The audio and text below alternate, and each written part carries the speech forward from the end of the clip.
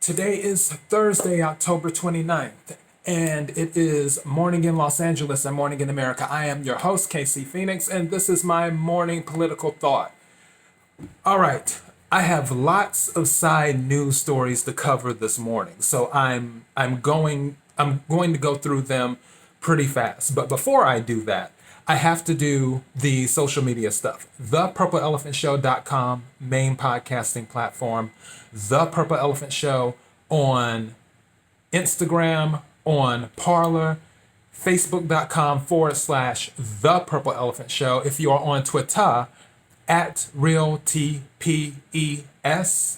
And if you're watching this on BitChute, YouTube, or Daily Motion, don't forget to hit the subscribe button, followed by the notification bell for YouTube. And that will let you know when I upload new videos and all that other good stuff. All right. I have to take a sip of water here because lots of things to cover. First thing that's going on in Michigan. A judge overturned a Michigan ban on open carry of guns at polling places. So there was a ban and a judge overturned it. This article that I have, it came from the Epoch Times. So I'm going to go ahead and run through this article pretty quickly here. A Michigan judge has struck down a statewide ban on openly carrying firearms at polling places or in areas where ballots are being counted. Michigan Court of Claims Judge Christopher Murray ruled that Secretary of State for Michigan, Jocelyn Benson, a Democrat, didn't follow the appropriate process to implement a rule earlier this month. It is important to recognize that this case is not about whether it is a good idea to openly carry a firearm at a polling place or whether the Second Amendment to the U.S. Constitution prevents the Secretary of State's directive, Murray said in a written opinion. The Secretary just didn't do this in the right way and at the right time, Murray said during a hearing on the ruling, adding that the Secretary should have done this months ago. So the judge is basically saying that if the Secretary of State for Michigan had done this months ago and done it properly, the ban more than likely would have been in place. But because she didn't follow proper protocol, which seems to be the thing in Michigan, i.e. the governor, because she didn't follow proper protocol, then the ban has to be reversed. So it says Benson instituted her rule on October the 6th, just weeks before the election. The court's duty is not to act as an overseer of the Department of State, nor is it to improve its view on the wisdom of openly carrying firearms at polling places or other election locations, he said, according to the Detroit Free Press. More importantly, the constitutional role is properly limited to only declaring what the law is, not what it should be. So Murray stipulated in his ruling that Benson should have implemented the ban on open carry under the Administrative Procedures Act, which would allow legislative and public input. And the legislature has said, here are the places you cannot carry a weapon, Murray said, as reported by the Detroit News. The secretary has expanded that, and so how is that in accordance with state law? Benson and Attorney General Dana Nelson, also a Democrat, issued statements and said they would appeal Murray's ruling. So they're planning on appealing this. I don't know how fast this is going to go through the courts because the election is next week. So maybe they're going to get an emergency hearing or something with the appeal, but I don't even know if they'll get that. So yeah, they're going to plan on appealing it. That's what everyone does, yada, yada, yada. If something pops up on my news radar in regards to this about the appeal, and let's say it's reversed or something, and I happen to see it, then of course I'll be sure to bring it up during my morning political thought on one of the side news stories. But until then, this is closed for now. All right. For this other thing, this is no shocker. This is also from the Epoch Times, but I'm sure this is being talked about in other things. And this is another thing too, before I go into this, with Nancy Pelosi. Right before I logged into Twitter, right when I logged into Twitter, there was a headline on the Washington Post that said Pelosi says her and Mnuchin were miles apart on a deal. Okay, if her and Mnuchin were miles apart on a deal, why did she keep dragging it along? Why didn't she just say, okay, we're too far apart, it's not going to work? I can tell you why. Because she didn't want it to work. So here we are, less than a week before the election. And if you have been listening to my podcast, I told you more than likely a bill will not be passed, a deal will not be done before the election because she doesn't want the president to get credit. And I wish President Trump would have just done an executive order, took the $300 billion and issued the stimulus checks and dared the Democrats to sue him. That's what I wish he would have done. But it's whatever. On this particular article from the Epoch Times, I just love saying that. Pelosi blames White House as prospect of stimulus package deal dims. House Speaker Nancy Pelosi signaled that the prospect of a stimulus deal materializing before November 3rd election is dim and blamed the White House for failing to reach an agreement. For a long time now, congressional Democrats have laid out a strategic plan to crush the virus. The White House and Mitch McConnell have resisted, she asserted in a letter to Democratic House members, adding that the Trump administration failed miserably to combat the China Wuhan virus. Her comments follow President Trump telling reporters that after Election Day, we will get the best stimulus package you have ever seen. I think we are going to take back the House because of Pelosi. Over the past several months, Trump has repeatedly called for direct stimulus payments of $1,200, unemployment benefits, and funding for airlines. The president has also taken the executive action and authorized additional unemployment benefits, student loan relief, and an eviction moratorium, among other measures, which I did cover on one of my morning political thoughts about the CDC being sued by landlords, because landlords are caught between their lenders and the tenants, and the CDC, of course, is saying that people can't be evicted. If they evict someone, it could be up to $100,000 in fines and also possibly jail time and everything else if the eviction is related to the China Wuhan virus.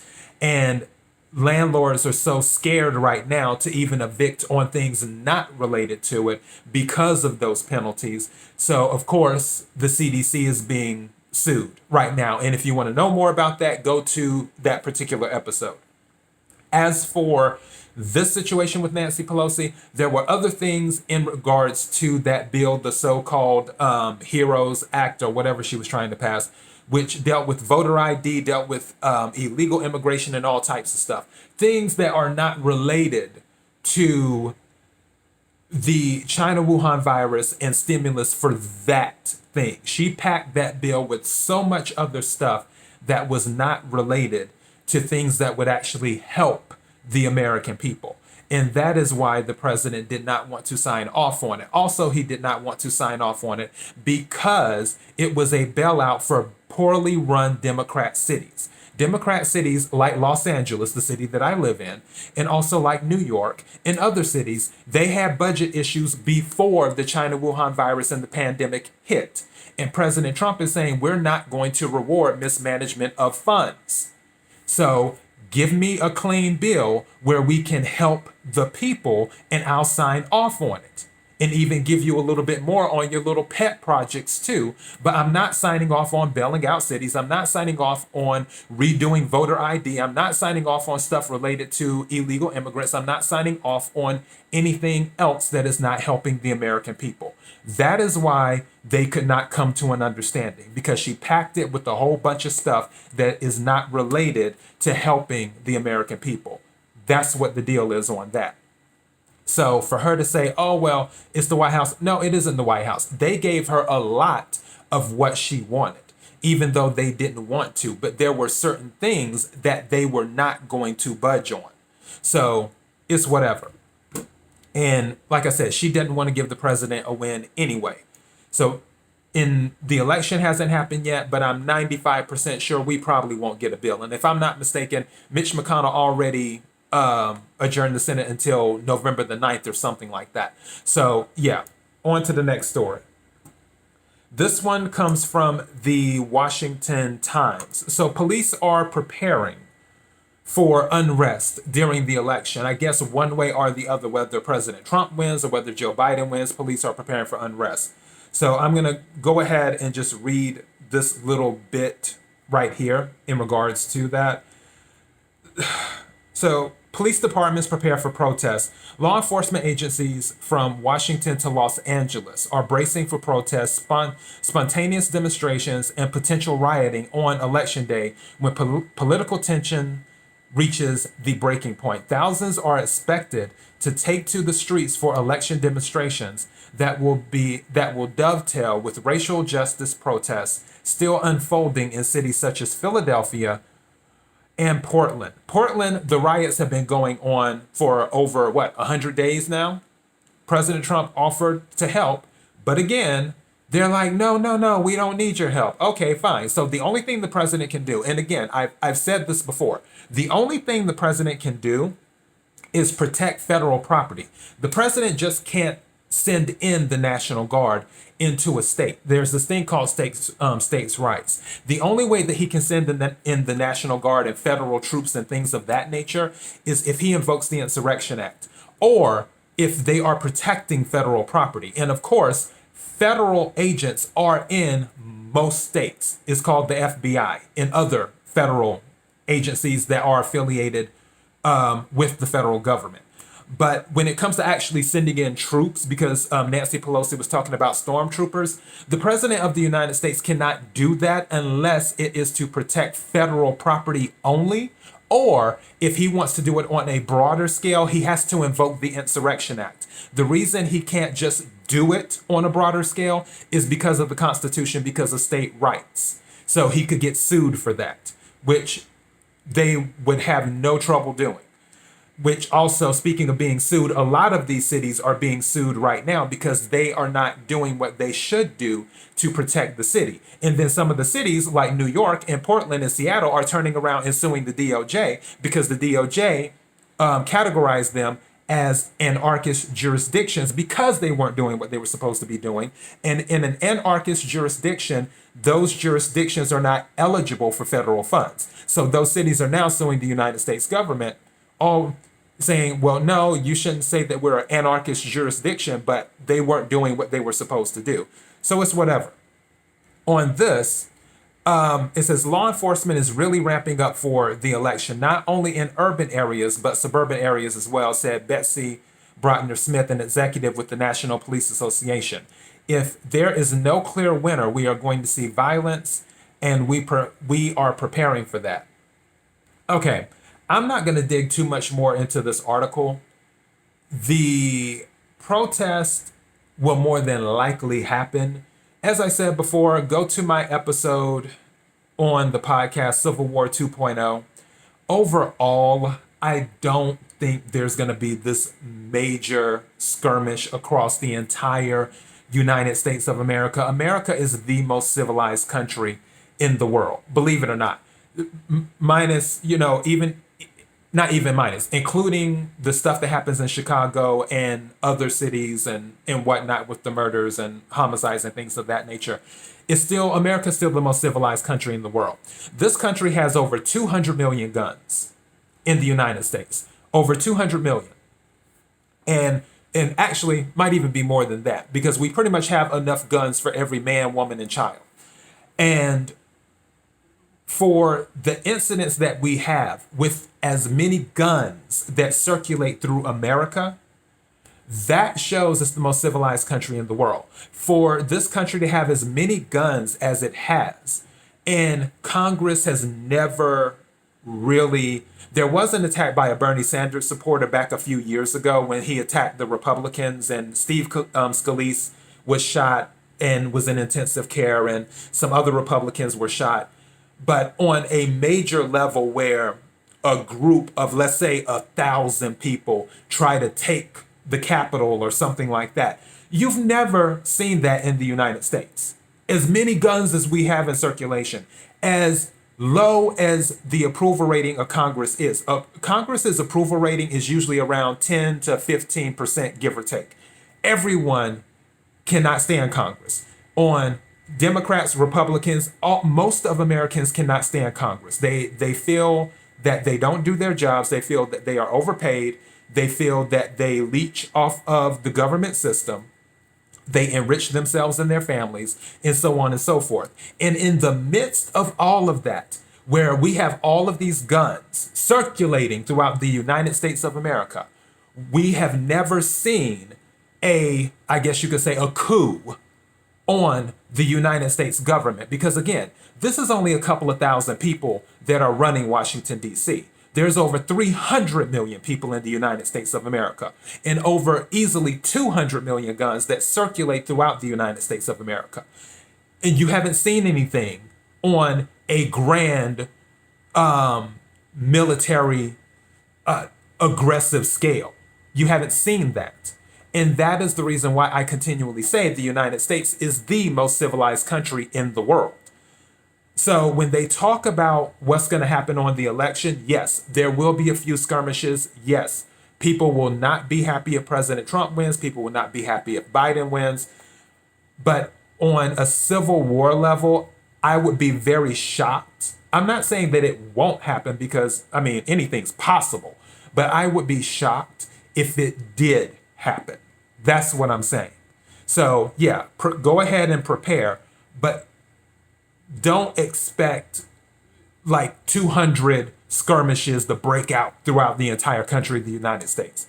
I don't see that happening. I'd be shocked. So yeah, all right. On to the next article. This one is just the news. Even though it's being covered on a lot of media news outlets, for Just the News, and for those who don't know, Just the News is John Solomon's website. John Solomon is an investigative reporter. He's the one who did a lot of investigative reporting on the Russia hoax. And he was the one who brought up a lot of evidence that came out in regards to the Russia hoax. So he has his own website now, which is called justthenews.com. And the article is on the GDP growing. President Trump had mentioned this during his rallies where he said the Atlanta Fed has had estimated 35%. President Trump said he'll take 25%. And now the numbers are coming out. So the Commerce Department reported today that the GDP grew at 33.1% is what they're saying for the third quarter. And that means the American economy is coming back. Everyone knows you can't keep America down. That's just a known fact. It is what it is. We're a scrappy bunch of people. But anyways, I'll go ahead and read this article. New third quarter 2020 economic numbers out Thursday show record growth, confirming a rapid V-shaped recovery from the nationwide economic shutdown induced in the spring in response to the China Wuhan virus.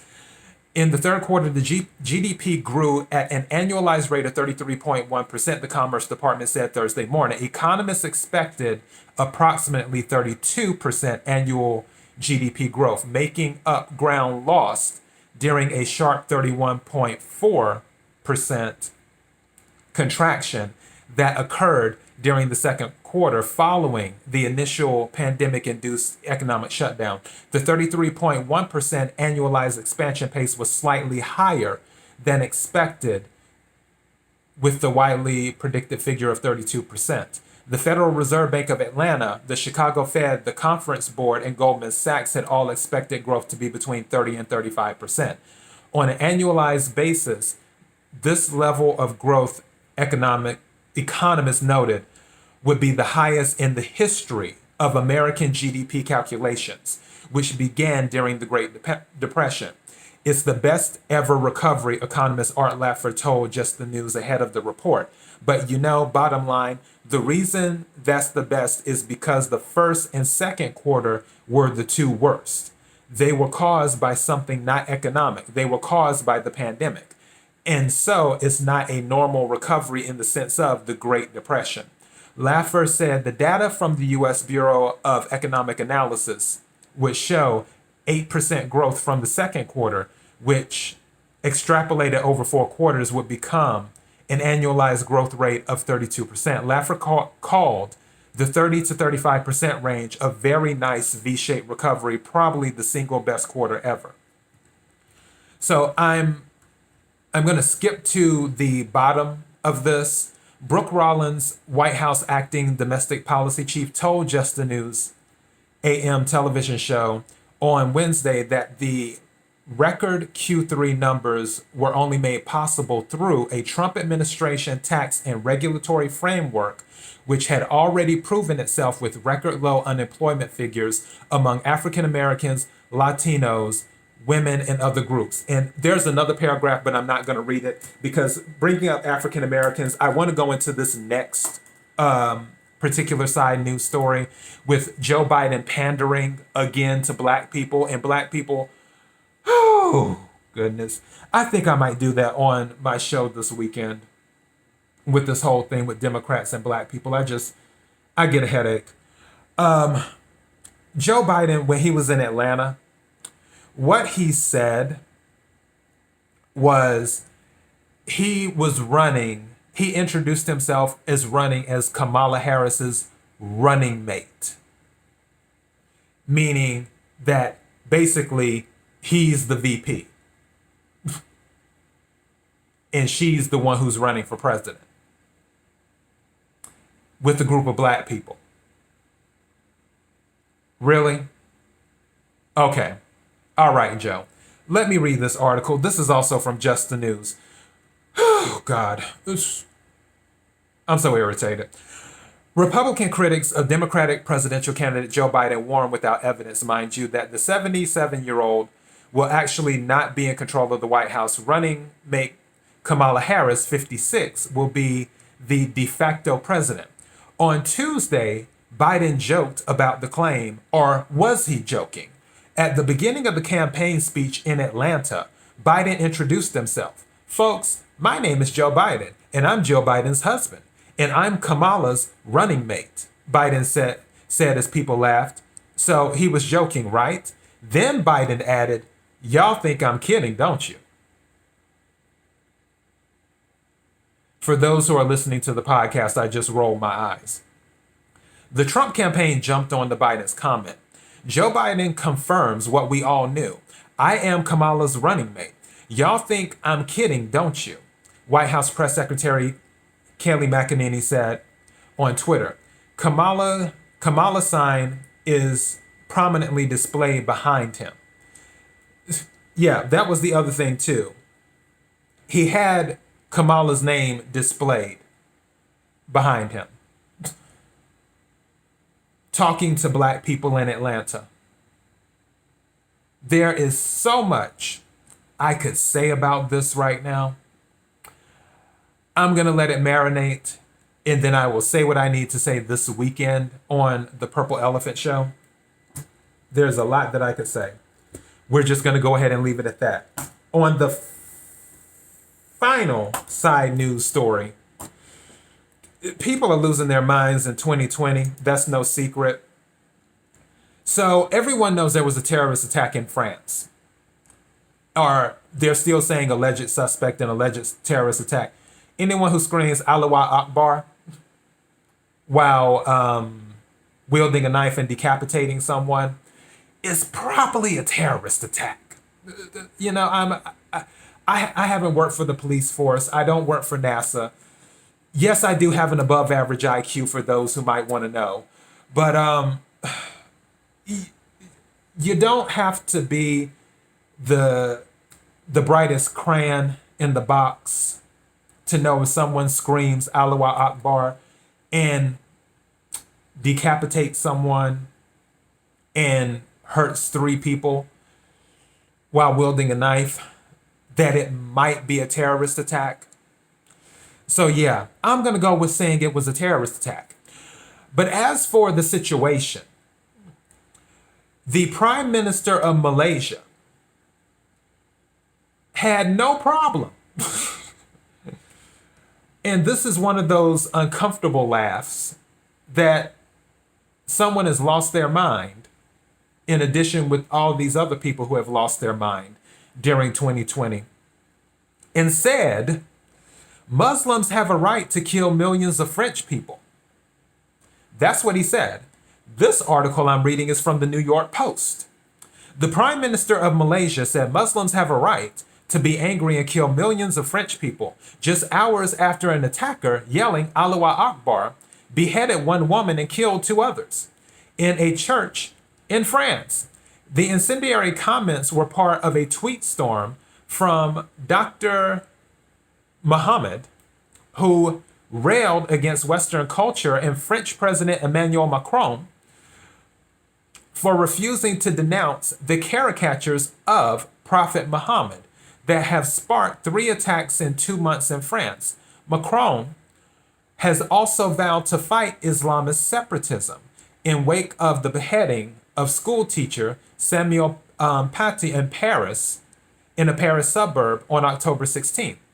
Macron is not showing that he is civilized. He is very primitive in blaming the religion of Islam and Muslims for killing and insulating school in insult killing. Let me start over. And Muslims for the killing of the insulting school teacher.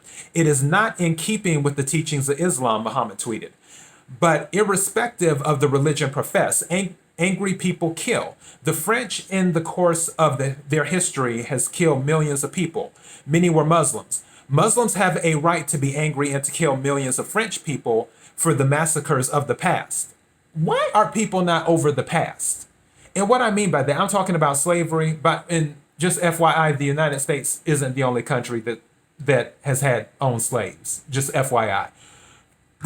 But people keep on bringing up the past. China's bringing up the past, talking about 21 countries owe them territories. No one cares. Oh, it's called the past for a reason. People need to move on. Anyways, Muhammad also said, not the prophet, the prime minister, the West shouldn't impose its views and values on others. To do so is to deprive the freedom of these people. He wrote, Malaysia is home to more than 32 million people, 61% of whom practice Islam. Muhammad's comments come after the third attack France has seen in 2 months, which left 3 people dead at the Notre Dame Basilica. I was going to say basilisk. I'm thinking of an anime. In Nice, the alleged knife-wielding attacker is in police custody. Why do they keep saying alleged knife-wielding attacker? Mayor Christian Astrasi called the assailant a terrorist. Thank you. Who shouted Allah Akbar, Arabic for God is great, repeatedly as police arrested him. I'm with the mayor. Thank you. There's no alleged to this. So that was the part of the New York Times article. So apparently the Prime Minister of Malaysia thinks that Muslims have the right to kill millions of French people. Yeah, welcome to 2020, people. All right, so these are all the side news stories. Let me get to the main morning political thought. This is what Tucker Carlson had mentioned on Fox News last night. Everyone has been trying to tell you that the evidence is Russian disinformation. Adam Schiff was saying it's Russian disinformation in regards to Hunter Biden. And then these 52 or 50 some odd people that Adam Schiff rounded up, former people in the intelligence community, were saying it's Russian disinformation, which for anybody who believes that the Russians are involved in this, I'm not saying you're an idiot. You're an idiot. So there was evidence pretty much laying everything out that was being shipped to Tucker Carlson and his crew from New York to Los Angeles. And it was on a major carrier or courier, either or. And the package suddenly was tampered with. The contents of the package vanished. The evidence disappeared. My question is this. If it's disinformation, if all the evidence is fake, why would it disappear? Tucker Carlson said that they searched everywhere. In And obviously the courier had to be FedEx or UPS because those are the two largest. I'm banking on FedEx is who I'm banking on. I don't know why, but I'm banking on FedEx because also I'm kind of biased. I like FedEx more than UPS. And that's just me. But they did a search of everyone who had touched the package to see what happened and how this package was tampered with, and interviewed everyone that had touched the package. And they haven't been able to find anything. Now, I will say, because I shoot straight on this show, I'm very direct. I will say I would never trust evidence like that with anybody. And I love FedEx. I love FedEx, but I wouldn't ship it FedEx.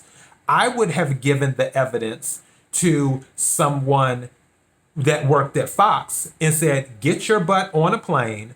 This will be your carry-on bag. And you are going to take this with you and hand deliver it to whoever in Los Angeles. That is what I would have done, because my mind operates differently from other people. Just like I mentioned yesterday with Mark Zuckerberg and him having issues with Facebook and the censorship and everything else that's happening there, and how more than likely his sentiment, his attitude is sincere. His attitude is sincere. He just doesn't know how to control his company now, which makes him a bad CEO, because his mindset, it isn't good. It's not in the game. So for this particular situation that happened with Tucker Carlson, they should have never trusted FedEx or UPS or whoever they shipped it through with evidence like that to carry it. They should have given it to one of the employees at Fox, put them on a plane, paid the $300 or $400 for a ticket. That employee needed to carry that on the plane with them, not check it beneath the plane, carry it on where it does not leave their sight. And then once they get off the plane, give it to whoever they were supposed to give it to at the Los Angeles studio at Fox. That is my personal opinion. And if Tucker ever sees this and he gets upset and gets in his feelings, oh well, I love Tucker Carlson. I love his show. I think Tucker Carlson is balanced. But when it comes to handling this situation, I think they should have done a better job. And that is just my opinion on that. But back to this, if the evidence isn't real, if it's Russian disinformation, why would someone take it? Why would it vanish? Why would there be a need for the evidence to vanish if it's Russian disinformation? Make it make sense. So clearly, here's another confirmation that everything that's being said so far about Hunter Biden is probably, maybe, kind of, sort of, we're on the verge of definitely true. But the rest of the media isn't going to cover that, and almost 60 million people have voted now early, even though some people have been Googling on how to change their votes, which, by the way, between us, I don't trust Google on Googling how to change your vote. You might want to go to duckduckgo.com to do a search on how to change your vote, because you know what Google does with algorithms. So yeah, here we are. The election is going to be so lovely, and I will have my popcorn ready, and I look forward to it. And that is my morning political thought. Thank you to everyone who's been supporting the show, liking, sharing, commenting, subscribing, all that other jazz. ThePurpleElephantShow.com, main podcasting platform. The Purple Elephant Show on Instagram, on Parler, Facebook.com/The Purple Elephant Show, Twitter @RealTPES. If you're watching this on BitChute, YouTube, Dailymotion, don't forget to hit the subscribe button followed by the notification bell. That will let you know when I upload new videos. I appreciate all of you who have been listening in the United States, in Ireland, in France, in Russia, and all the other countries that show up in my analytics. I appreciate you guys so much. Until next time, be blessed.